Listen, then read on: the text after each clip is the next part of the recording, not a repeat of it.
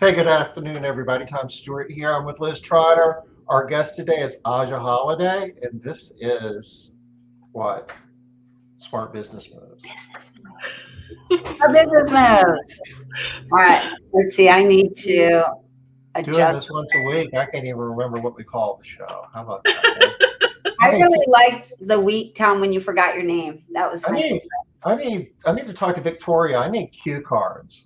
I need to have a teleprompter. favorite. Can we have that? For your name, Tom? I'll take it. What is it? Don't worry, we'll get Anchorman. you a You name know, tag if that's you put written it on the backwards. teleprompter, I'll read it. Yeah. It's like it must have been a rough week already, Tom. I've been working. A All lot of right. motion, a lot of motion, a Good. little bit of movement, but definitely a lot of motion. Okay. Well, better Aja, make how the more heck are you movement, doing but today? say it I'm doing again. really well. Doing well. I'm keeping cool. It's been pretty toasty here in Colorado, so What doing does well. toasty in Colorado feel like? It's just dry and hot. I mean, it just feels like a desert, but Is the temperature what, 78 degrees? I mean, it's it sweltering. hit like 96 today. Are you kidding me? Yeah, Hot. Golly day.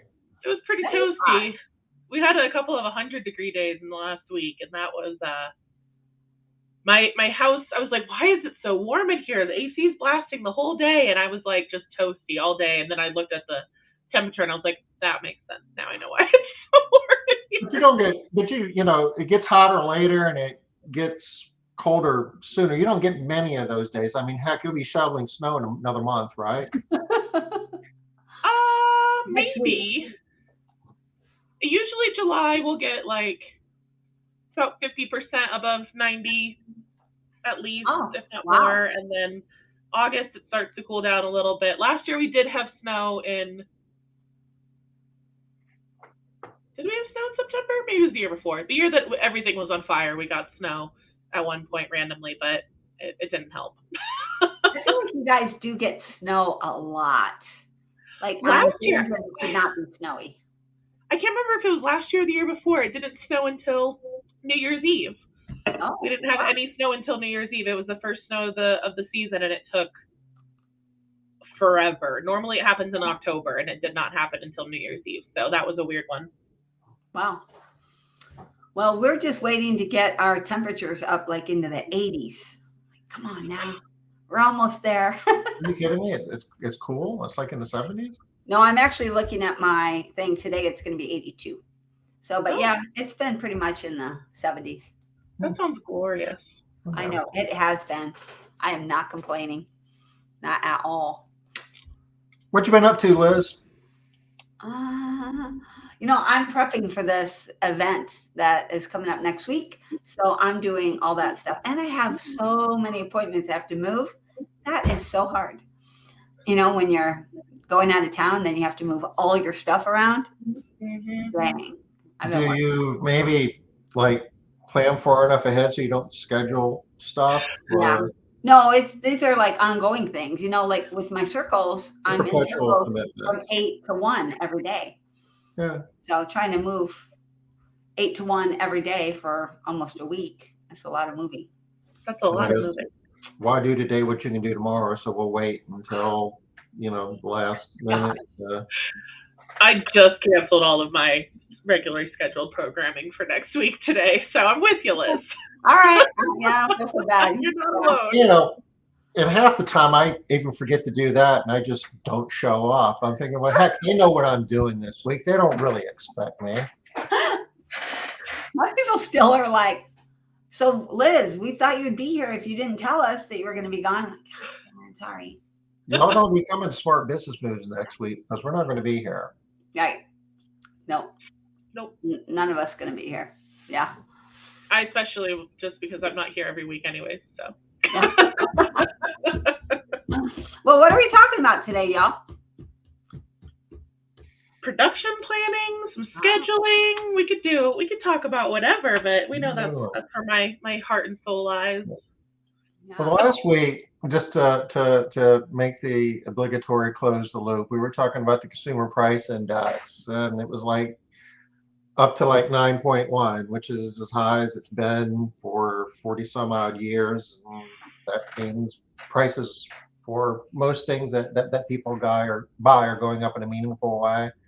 The day after, the Department of Labor releases a number they call the producer price index, and kind of left you guys like with the cliffhanger. You had to come back, to see the next episode to see what the PPI number was, and that came out really hot too. It went up 1.1%. It's currently 11.3, and that means manufacturers, the raw inputs that go in all of the stuff that make the consumer things that we buy, those rates are going up faster than what the consumer prices are. So, it's a complicated formula, but this is kind of a leading indicator that says that the rate of inflation might still be in an upward trend. Yay. All right. Just what we want to hear, right? Here we go. So, Not at all. that kind of makes this whole thing of scheduling and production planning and running your business in an efficient way that much more important, because being profitable is going to be more challenging now than what it has been in the past, when prices, including the price of labor, was more stable. For sure. Definitely. And that's what we're going to talk about today. And it's going to be awesome. And it's going to be useful. And it's very timely. Well, and after our Smart Business Moves last week, I know a lot of people are feeling a little bit more hopeful. I think Chris Schwab gave us a lot of upside also. So it's not all just doom and gloom and, what's scary and how bad is it going to be. So I'm looking forward to what we can do instead of worrying about what we can't do, what's going to happen, how bad things are going to be. I'm going to let my cat in before she harasses us. Very needy cat, She is. Oh my gosh. She'll start screaming at the door. Yeah. Oh, really I bad. think, I think the whole point here is you just have to plan, and you have to be if and you have to be willing to change. And if you do that, this has the opportunity to even get better outcomes than what you would if prices were more stable. Yeah. So, Ajia, teeing it up for you here. What do we want to talk about? Scheduling or production planning? I would think production planning is kind of where it all starts, right? Yeah, definitely. Starting with some production planning. I mean, there's a lot of different elements of cleaning services that really affect your production planning, and being aware of what is your maximum, what's your minimum, and staying on top of what your capacity is helps a ton. And knowing when you can pull things forward or if you need to push things back, but also understanding that when a day passes, you don't get that back, right? If you pass a day that has space on it, you can't go back and get that space back. So paying attention to if something's canceling, paying attention to who your top performers are and are they full, to keep them really happy. There's a lot of different elements of staying on top of your production planning, and it's not all just how many technicians do I have and how many hours can I do, but are my drives super accurate? That gets to the scheduling side of things. And also, how's our permanent schedule looking? There's lots of different parts of your production and your schedule that go together to make the most effective turn on the amount of time that you have available. So there's a couple of different pieces there. Where do people start? Yeah, where do people start, Ajia? I would start on... Sorry, Tom. No, the analogy of the day-to-day thing, that's important, though. I mean, this is... when you said that, I kind of, it's like, okay, it's like I'm running a restaurant, or like I have a grocery store or something, and a fruit stand. And, you don't want to have stuff rotting and having to throw it away, right? Mm-hmm. So, if you've got unused capacity or stuff, that's kind of like throwing rotten fruit. Right. So you might discount it. You might run some specials. A lot of things, you can do just to make sure that you're not, you can take that chicken that you're gonna have to throw away and maybe rotisserie grill it, and then sell it. I mean, and in your cleaning businesses, I mean, so maybe these analogies are a little bit silly, but from a production planning standpoint, there's a lot of things that we can do to make sure that we aren't throwing labor away. Yeah, and I actually would start by looking both in the most recent history and in your upcoming future. So looking into your last week, maybe even last 2 weeks, and seeing if there was any time left on the table and where did that time come from. That helps to understand what are some habits that might be happening currently with your schedule. Are you having a lot of last minute cancellations? Are you not scheduling enough to begin with? That kind of helps to know where you need to focus your attention for the future. So if you're looking into the future and you're seeing that you have what look like full days, but you had, $600 left on the table last week or $1,000 left on the table last week because there was empty holes. How did those holes happen, and how do you make sure that you are able to fill those holes coming up as well? So I would start looking at both of those, both the past and the upcoming future, to see if you have a current trend that you're working with, and to help get rid of your rotten fruit. Tom mentioned some really great options in last minute fills, especially flash sales, just emailing your whole list for, really discounted hours available. Hey, Denise, how are ya? So there's lots of ways to fill those things. You can email your entire mailing list, a discount code for your upcoming availability, or you can keep a couple of people on hand. I think that's one of my favorite ways to do that, is to have well-known customers that are really flexible and are happy to fill in space for you at a discount, or move their clean earlier, or things like that. Keeping a list of your flexible clients, whether it's using tags if your system has them, or something like that, to know if you can pull people forward, because it's another option as well, is that you don't have to necessarily find new people. You can have people that maybe wanted to clean earlier fill in that space as well. So I know a strategy that a couple people that are in our circles use that I think is so smart is they have a list of things that the customers want to have added onto their service. And then they tell them that when we get availability, we'll add it on. We can either schedule you now at full price, or we can put you on our list. And as soon as we get availability, we'll give it to you at a discount, and we'll just slot you in there.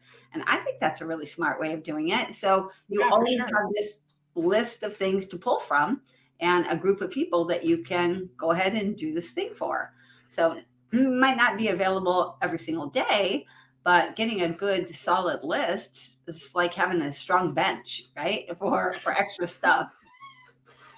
Yeah, I love that. I think that's a good idea for sure. And those aren't huge jobs either. If they're just add-ons, at least you're able to fill in the time, but you're not trying to find a space for a 10-hour job when you only have 3 hours available or something like that. I think that's a really good way of limiting that. So, I guess really when you kind of get to day of or day before, there's always adjustments, or usually, there's adjustments. You've got, cleaning technicians that have unplanned, emergencies. You've got, customers at last minute, make changes. I guess that's kind of a blur. You could argue that maybe that's even more scheduling than it is production planning, but in the bigger sense, production planning, aren't you really looking at, what is my labor, how much labor do I have? What capacity do I have to, in terms of labor hours or revenue? And, do I need to be marketing more? Do I need to be recruiting more? It's not one thing we say it a lot. Yeah. You always have too much of something and not enough of something else. Too many customers and not equal. Yeah. Yeah. But that also comes into play where you're trying to normalize the schedule. So you don't have these days where you're bringing in a ton of money, and then the next day you've got nothing, and then again the next day, or sometimes by week, right? Your third week of the month is always really, really low or really, really high. Either one of those can cause trouble. So There's So a when you lot say of third week, balancing acts. when you say third week of the month, I would presume you're talking about the third week in your 4-week rotation. yeah, Do you absolutely. think everybody understands what we're talking about when we say that? No, I don't. I think that most people do, because anybody that's been doing scheduling for even a short amount of time understands that a month in our speak is 4 weeks. We can't have, it's hard to do anything else. You don't typically do in the service world, you don't do like the third Thursday of the month or anything like that, because then you'd be constantly changing your rotation and you'd be out with different jobs, etc. So you've got 13 planning periods, and it goes week 1, 2, 3, 4, 1, 2, 3, 4, 1, 2, 3, 4. If I get my home cleaned every other week, I'm either getting it cleaned on even weeks or odd weeks. If I'm a monthly, that means I go like on week 4 or week 3 or whatever. I'm always on that same week, unless I make a schedule change and move, Right. which makes us. If you're monthly, you're every 4 weeks. You're not, so you're going to get your home cleaned 13 times in a year. You're not getting your home cleaned 12 times in a year, unless you skip something. Mm-hmm. At least 1 month is gonna have 2 cleans. Yeah, yeah. And some years there are 2, depending on the day, right? Not years. Some days you're going to have 2 of those, 2 months. Mm-hmm. So very common to have 14 cleans in a year. So what? There's a lot of balancing there. I actually used to look at our week rotations just to see those weeks. Like, oh, our week 2 is significantly higher than all of our other weeks. How can we balance that out a little bit? That was something I used to look at a lot. And sometimes it made sense. If you have part-timers, you might have, well, maybe not. They're not necessarily off for like a week or something like that, but days, trying to keep the day even too, that you're not having one day that only has 75% of what the other 4 days of the week have.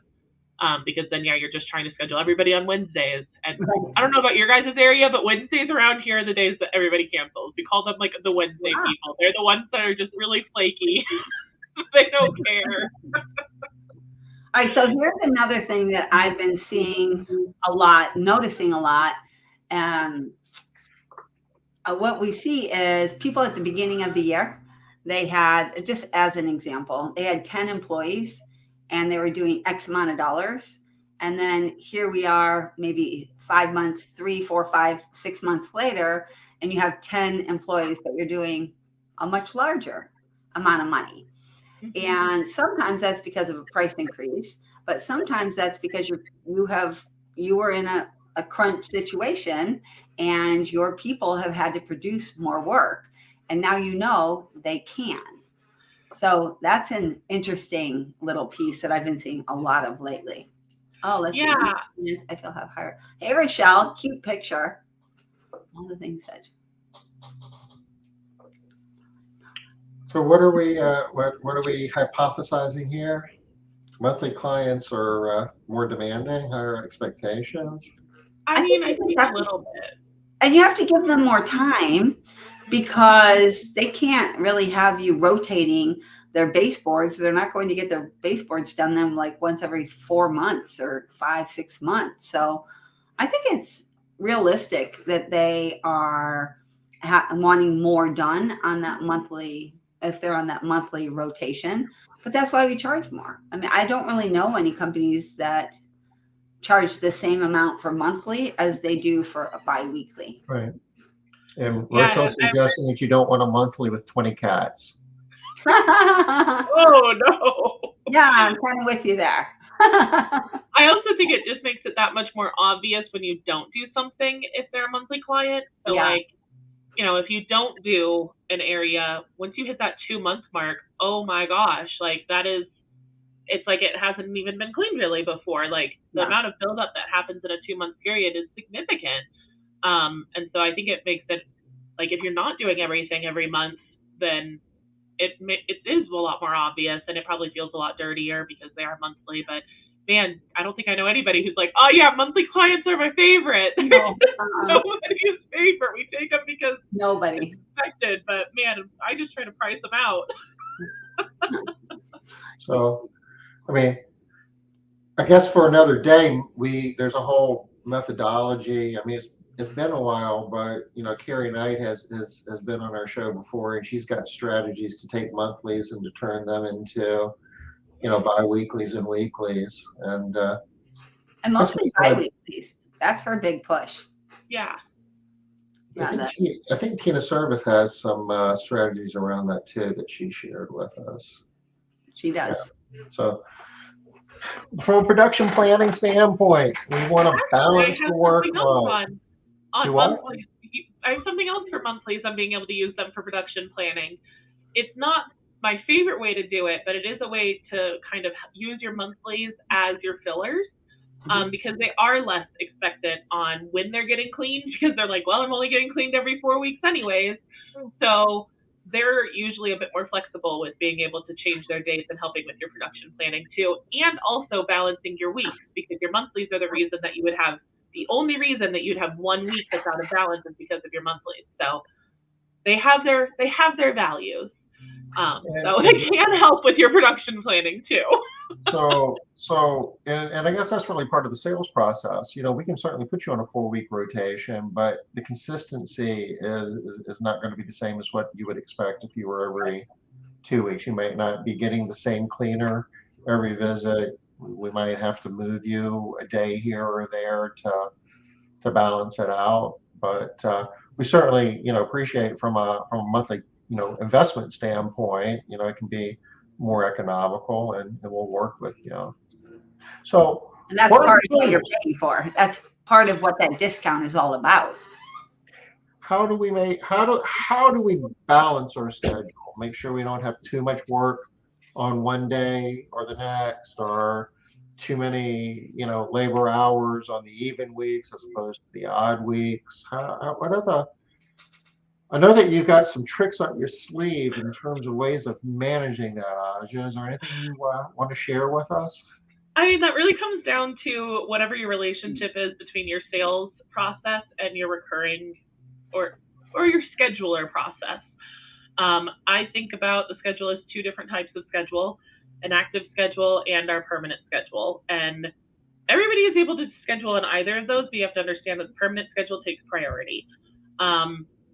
And understanding how that permanent schedule is balanced has to be like both the scheduler, main scheduler, and your salesperson, if they're doing permanent schedules, need to know how to look at that.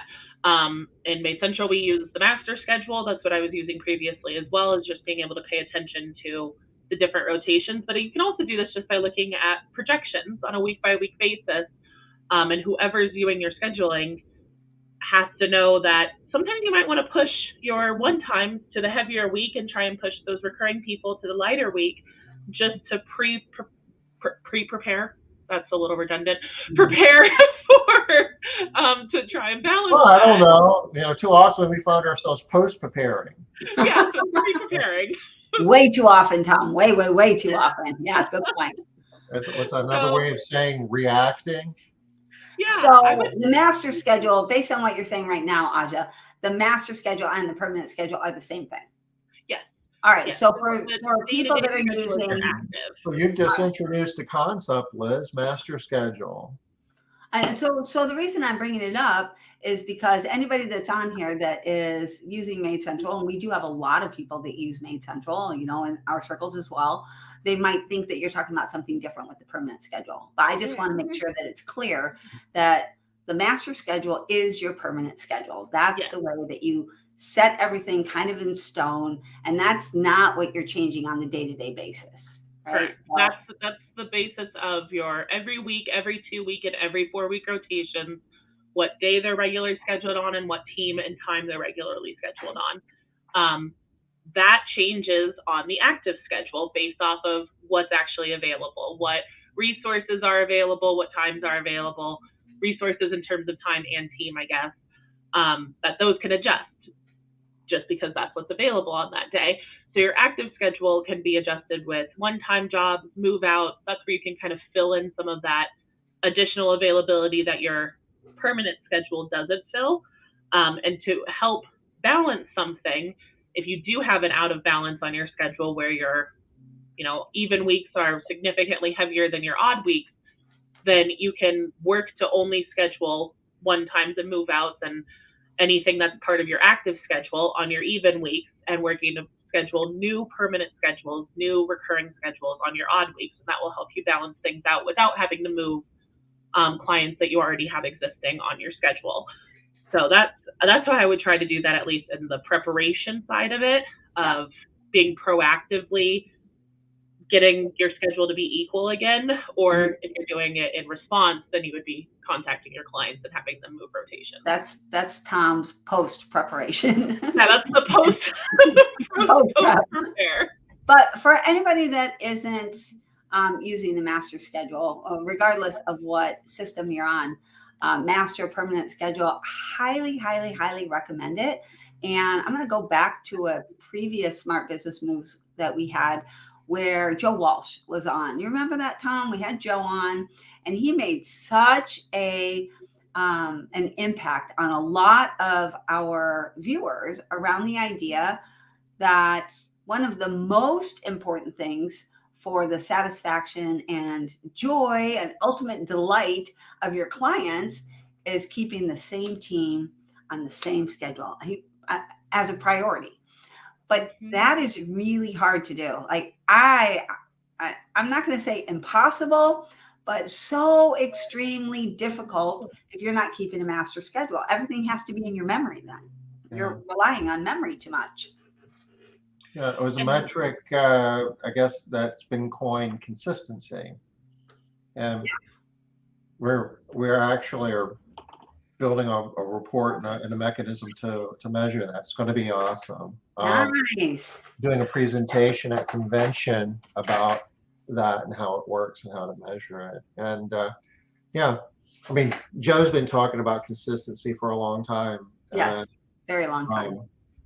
And also on your cleaning professional side, they're much happier with their job and they make more money most of the time. Not always, most of the time. But it's more money and it's more enjoyable. It's less stressful. It's easier. Yes. The whole thing is just a better experience for everyone. So I love it. So our big 3 things then, now that we have, our productivity, efficiency, and consistency. Yeah. I'm loving that. I'm loving that. It's gonna be good. I actually talked with Joe when I was working to switch to solos. He took time out of his day to make a couple of phone calls with me and let me pick his brain on how he switched to solos at his size, and how we could do that too. And we talked so much about that consistency concept, and it's been something I got to watch it in action, and it's true. The biggest thing was probably our turnover dropped. Being able to have the same technicians going to the same houses, they were so much happier. They were able to perform so much better and be so much faster. And then their clients were happier. They got more tips. It was such a nice thing. And it is easier with solos for sure to be able to do that for them. But it was just that is such a huge deal on also being able to predict a little bit more on what your team is capable of doing.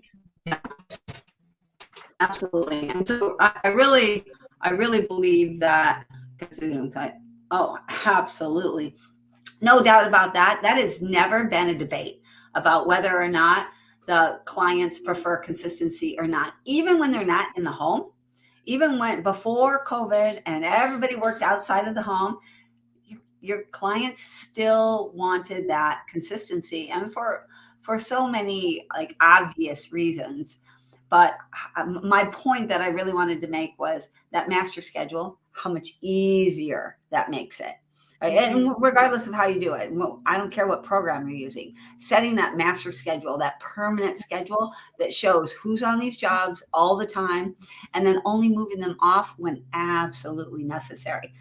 Without the master schedule, you're moving people, floating people around all the time, especially in a larger company. A smaller company, you have a lot of that in your head, right? Scheduling persons, keeping tracks like, oh no. And they'll be able to keep things like, oh no, I know that I already moved her one time. I skipped her. I changed her day. But at some point in time, you can't keep that in your mind anymore. And you might as well start when you're small. Start when you're smaller and put that master schedule in place so that as you grow, you're going to be able to scale much, much easier.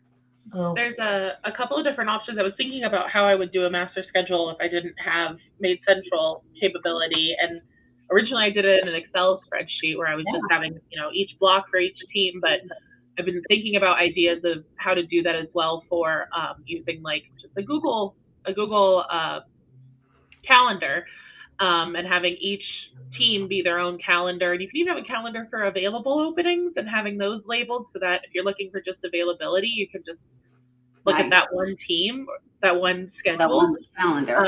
So that would be that. I mean, just ideas for people that aren't using what is in MaidCentral as the master schedule. There's a couple of different options out there if you need to get it out of your head and have other people be in charge of that.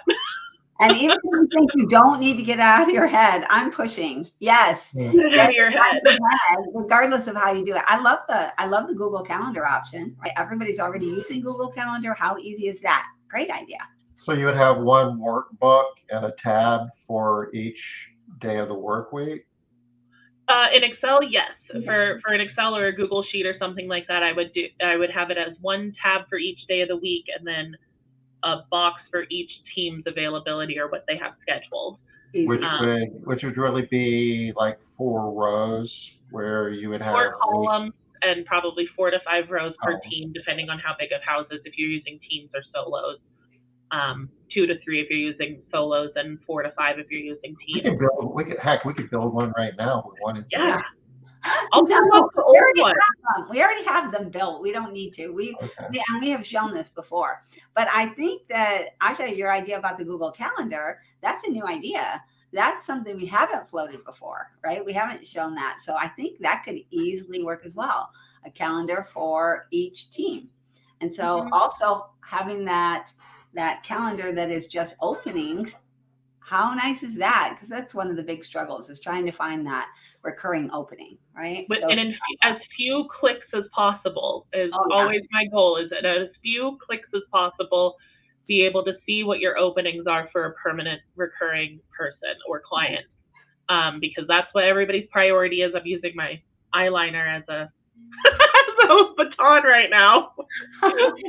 But that's the biggest priority, is that you want to be able to do this in one call. You want to be able to get people on your schedule in as few conversations all about our stuff.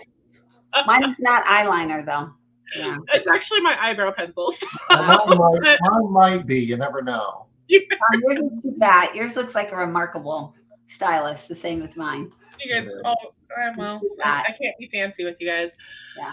So, but yeah, that would, as few steps as possible, so that even if you have, 10 teams or 10 solos, instead of having to look through all 10 of those to find openings, you would just have your one opening schedule. And if you give that away, you would be able to reassign that block to the team. Super nice. And just have that labeled there. So that would be my current workaround if I didn't want to build a Excel spreadsheet again. Yeah, because the Excel spreadsheet was beautiful and nice, but a lot of work. It was a lot of work. A lot of work. Yeah. So, check it out, Denise. I'll bet you can do something. This idea is pretty. What is TCF? The customer factor? Oh, okay. Yeah. Yeah. Robin says that you're a wizard there, Ajia. Yeah. You're a wizard, Harry. Yeah. I mean, I grew up on Harry Potter. I'm glad to be a wizard in some way. I love Harry Potter too. All right. So we're thinking about we got to normalize our schedules. We've got to keep that consistency, right? Mm-hmm. Really, we want to be normalizing by day, and we want to be normalizing by week. All right. So that's first place. Start there. figure out, and then next thing, it sounds like really need to have a clear understanding where your openings are, so that on the recurring basis, so that you can book into them.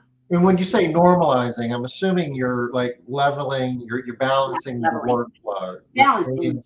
That's a much better word for what I'm You're reaching out to Yep. certain customers and saying, hey, Mrs. Jones, would you mind if we moved your, every 4-week cleaning from Wednesday to Tuesday? But every once in a while, we might wind up doing you on Thursday, but and having those discussions.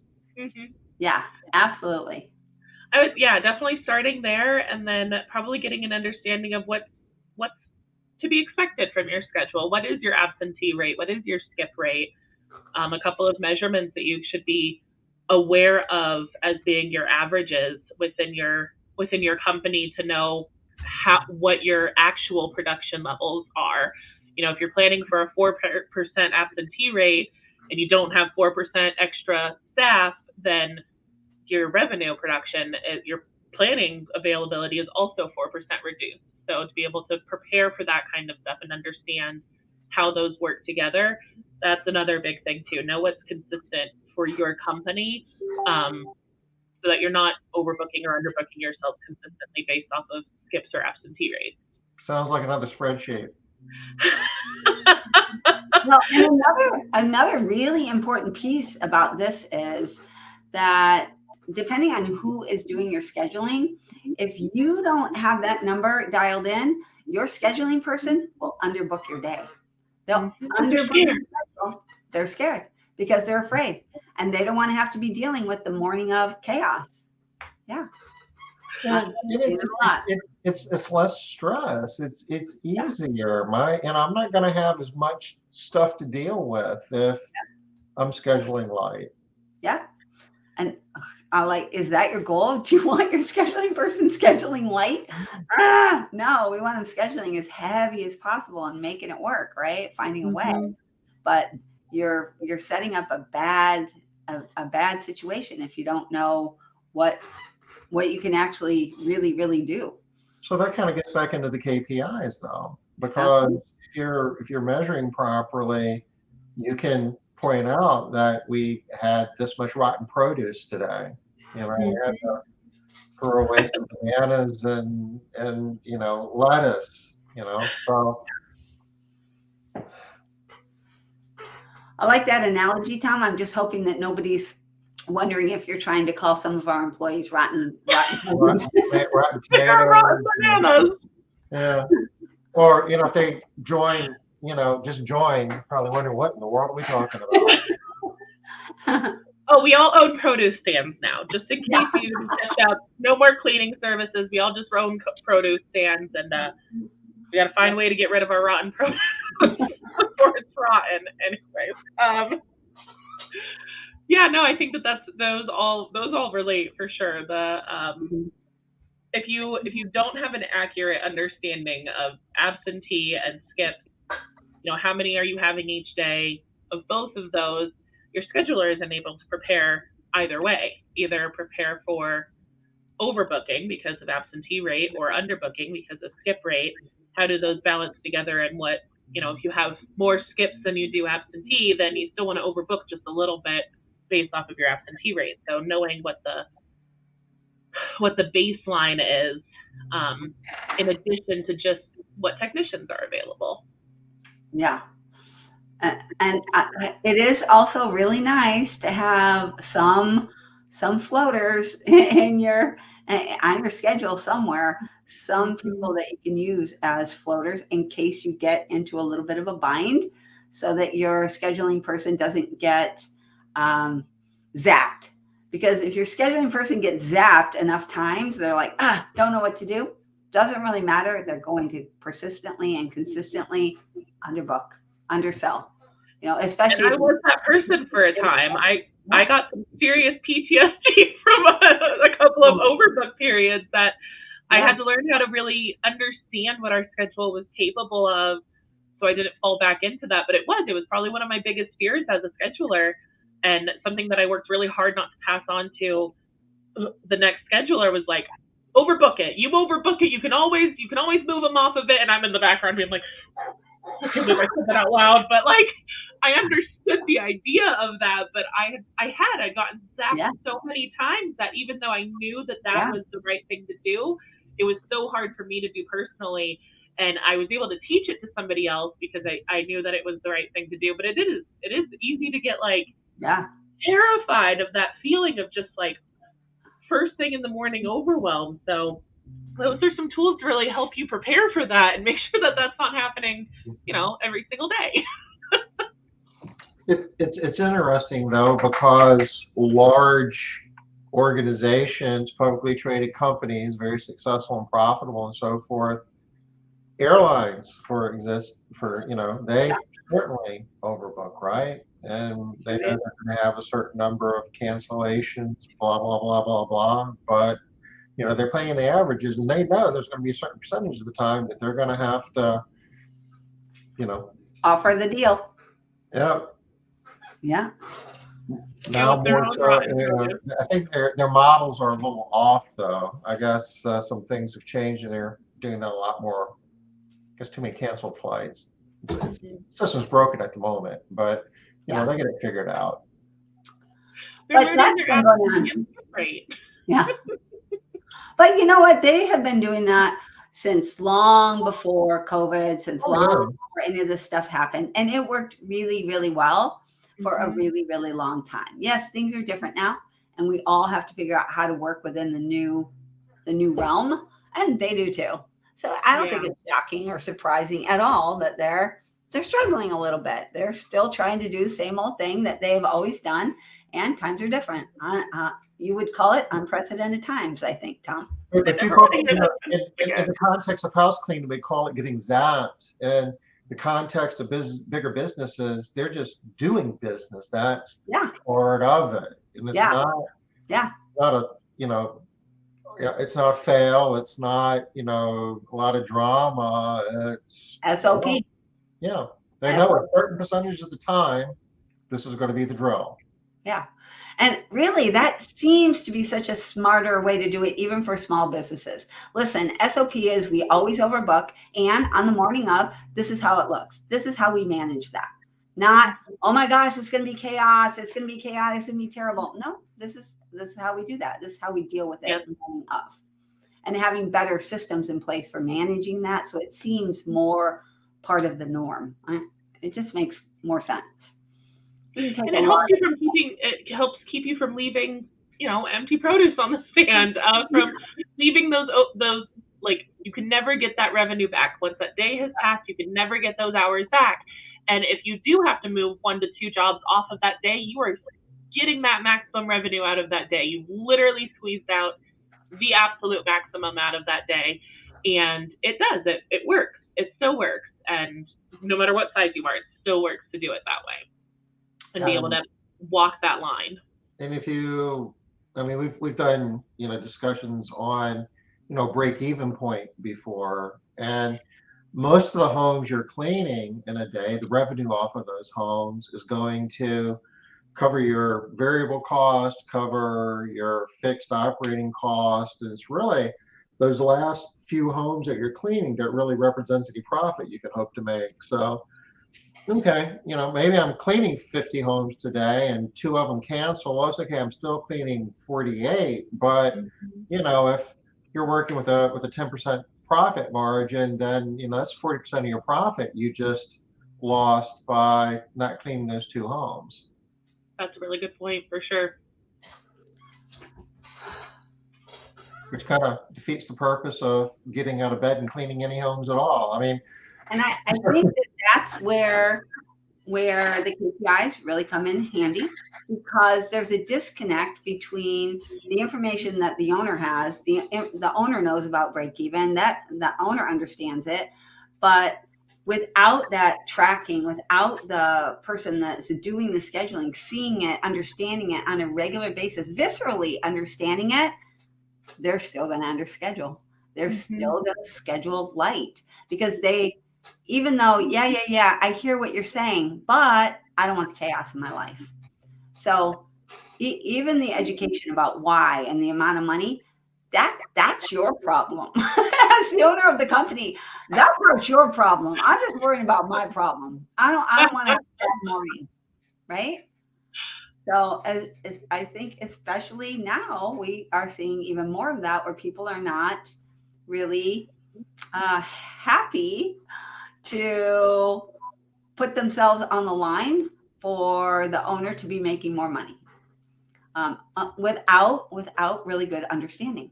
With good deep understanding, adding in a little matter, meaning, measure, and autonomy. I know I haven't hit on that in a while, but so that that employee feels like this is also my company, right? This is my company too. So I'm trying to fix these problems as well.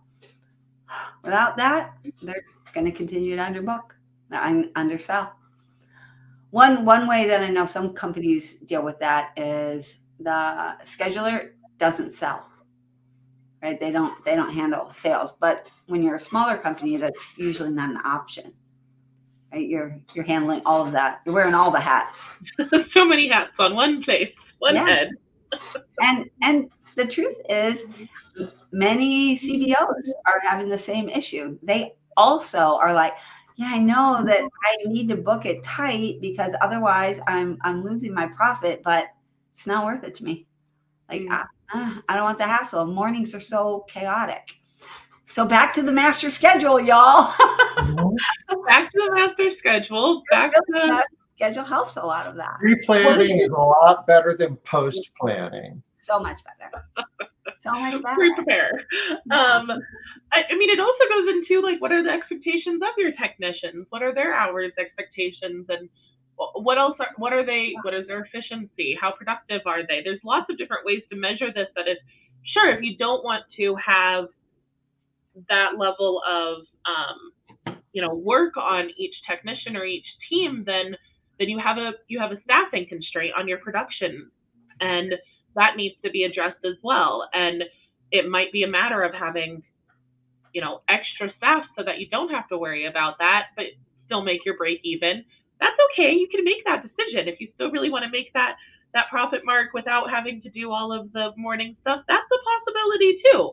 You can do that. There are decisions to make that happen, but it will also help you feel safer to be able to make that happen in the future. Get yourself into a place of being like, oh, this isn't so bad.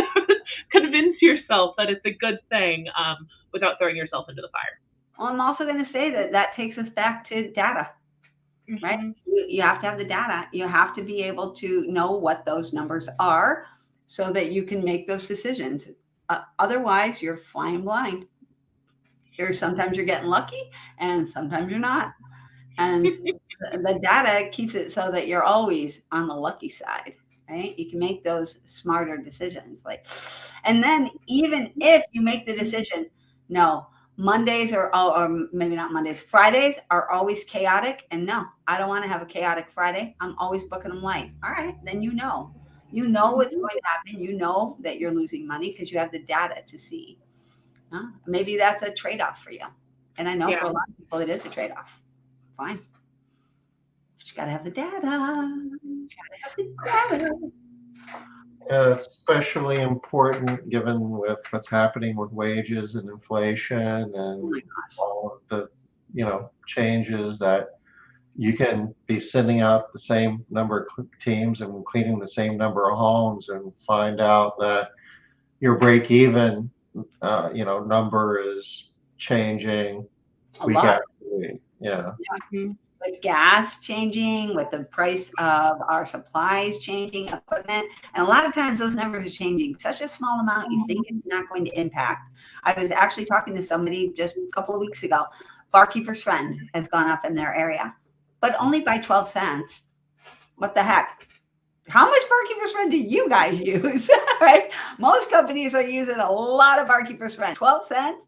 Well, let's multiply that number out. That's losing some money right there. You've gotta manage that. 12 cents is a lot, but it can easily seem like 12 cents. Oh, I just dig in my purse for that 12 cents. No, that's how it works. You're already doing that, by the way. You're already digging in your purse. Thank you. We're kind of snuggling up to the top of the hour here. We got a few minutes. Yeah. I want to shift gears for a minute. Ajia, you're going to be going to Chicago for the RC convention this year, aren't you? I am. Very What you excited. going to be doing in Chicago? Did you ask what am I going to be doing in Chicago? What are you going to be doing in Chicago in October? Just tooling around. No, I'm going to convention for the first time, but I'll also be speaking at convention, and I am so excited. so excited. Well, what's your topic? What's your title? Tell us. My topic is about data, as we've been talking about it, but essentially how to use your KPIs and leverage those to maximize your profits, and understanding how to really delve into your data in a meaningful way, that they're not just numbers, that they are also ways to influence your actions as well. Nice. So, Nice. Very excited. Do you know when you're speaking? Monday. Oh, everybody come in on time. Yeah, I'll be on the first day. I'm on the first day. Don't remember the exact time off the top of my head. I have it somewhere, but yeah, I'll be on Monday, and I'm very excited. It'll be my first time going. Yay! Well, and actually, I said come in on time. I'm gonna modify that and tell everybody come in early, because Sunday we're having a like a roadshow event at Gosha's new office. Oh, yeah, that's cool. So and that's happening on Sunday. If you come in too late, you're going to miss that. I think it's at 2:00. Is that right, Tom? It's going to be the afternoon. It's going to be just for several hours that Sunday afternoon. I think it's 2 to 6 on Sunday. Liz is going to be speaking. I'm going to be speaking. Ajia, come on out early. You could be speaking. I mean, it's going to be cool. RJ is going to be there. Gosha's obviously going to be there. Yeah. So I would just be really excited to see her office. I know that she's got some cool things there. He's so excited. It's not even up yet. It's not even up. Yeah. So excited. So I'm really looking forward to seeing it. She's got so many great ideas that I saw the blueprint, I think last month, and it looks amazing. I can't wait. That's exciting. Yeah. All right. So Tom, what are you speaking about at convention? I'm going to be, I'm going to be talking about consistency, and we're going to be demonstrating, how we, can measure consistency in our cleaning businesses, and the benefit and value that can be created by doing that. We touched upon that earlier in terms of, happier technicians, lower technician turnover, happier customers, more lifetime value from your customers. So this whole idea of squeezing every dollar out of the schedule, if you're taking people off their normal homes in order to do that, I mean, it's kind of the calculus that you have to do. And sometimes in the long run, you're going to be better off, throwing out a couple tomatoes if you have to, in order to, maintain the consistency. So I do think that the convention is going to be focusing a lot this year on so not necessarily recession proofing our businesses, but creating different things within our businesses that can help us to manage the recession, so that we can, come through it hopefully better off than we started. There are many companies that went through the 2008 problem and grew and had better times. Also, the opportunity to come out better is definitely there. It's a matter of having a plan, and it's a matter of execution. Because it's going to be fun this year because of that. You just want to be you want to be on the successful side of the equation. And if you are, you will be more successful than you would have been otherwise. And so there's going to be some new ways of looking at things this year because of that. People are looking from a new direction of how important it is to really optimize so much of what we do. Where in the past it was just sort of like, just go out there and clean some stuff. That's good enough. Do it. Yeah. Right. And Tom, I can remember you and I even telling people, just go clean some stuff. You're killing me right now. Mm-hmm. Just start cleaning. right? And now we're going to be talking, everybody's going to be talking about a lot more than just cleaning stuff. It's going to be more about how to be much more professional and to actually be growing these businesses in much larger, better, stronger ways. So, And that's where it's going. You know, you're going to be seeing that in the months and in years ahead. Be shifting. It's a long time ago we talked about, who makes the best vacuum cleaner, and then it was like sales and conversion rates and stuff like that, and all of that's important, but more and more the discussion is going to be on optimization. How do I really price for profit, and how do I manage my schedule and get the best return off of my workforce? And you know that's a more complicated exercise, but the benefits in terms of actually being profitable, that's where the money is made. Also, really, taking harder looks at pricing and how people are pricing their jobs, and that what you already have on the table is your most valuable resource, and how do you optimize that and maximize what you already have on your schedule and on your table. That it's not necessarily always looking outwards, it might be looking into what you already have capable. And I think that's going to be a big part of starting with a really strong base before you reaching out into all these new things. But that, I think that's going to have a really big part of that conversation of what we're going into right now. Yeah, agreed. I totally agree. So I guess more immediately, we talked at the beginning of the show that we're not going to be here next week. We're going to be doing some live events in Charleston.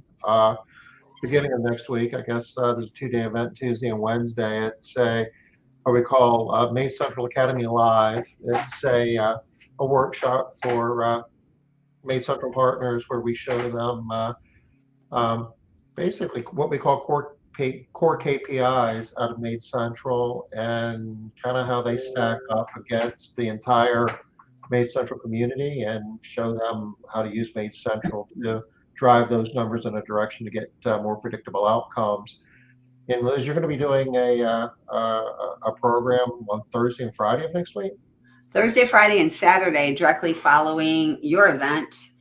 The employee lifecycle event. So we'll be talking about the different things that you need to do at each stage of the employee lifecycle so that you can keep your employees throughout this entire time period with an average retention. The goal is an average retention of 3 years. So if that sounds like something that you're really would love to have, then you might want to consider that event. Now, I know it's really late, but we are doing a live streaming event, and the live streaming is amazing, y'all. If you have never done live streaming, or if you haven't and hadn't had a good experience, our live streaming is amazing. You feel like you're in the room, you're on a big, huge monitor, and you're brought into the discussion and conversation in exactly the same way as everyone else is. And our event is actually a workshop. It's not education and training. It's not just education and training. It's you putting stuff in place so that you go home with your new plan. So I'm excited about it. So, and if you're interested, I guess the live stream, you can sign up whenever. Yeah. Still have any spots left if anybody wants to actually come to Charleston? Oh yeah, absolutely. Of course, people can come live. We always have room. It's your office time. It's a big office. We can put lots of people We'll squeeze you in. We'll squeeze you. So is this where we would sign up? Yep. That's okay, it. I'll drop that link in chat. Hey Pam, you're live streaming? Okay. Yeah. Yeah, we have quite a few people live streaming this time. We're looking forward to that. Oh, you saw it done in Vegas. Pam was at our event live in Vegas, and she saw the live stream, how well it worked. So I'm excited. Oh, we are at the top of the hour. We're going to be working next week, so we're not going to be here, but we'll be back the week after that. Well, we'll be in August at that point, right? Sure will. Doggone. Yeah. Crazy. August 3rd. Where is the year going? August 3rd. Same place it always goes, Tom. Okay. Do the pass. In the bath. Oh, look, Tom froze so cutely. Look at how cute that is. All right. Bye. Bye, y'all. I don't think Tom can stop us. I'm trying. Are you efforting, Tom? I'm efforting. I don't know what happened there because my screen just had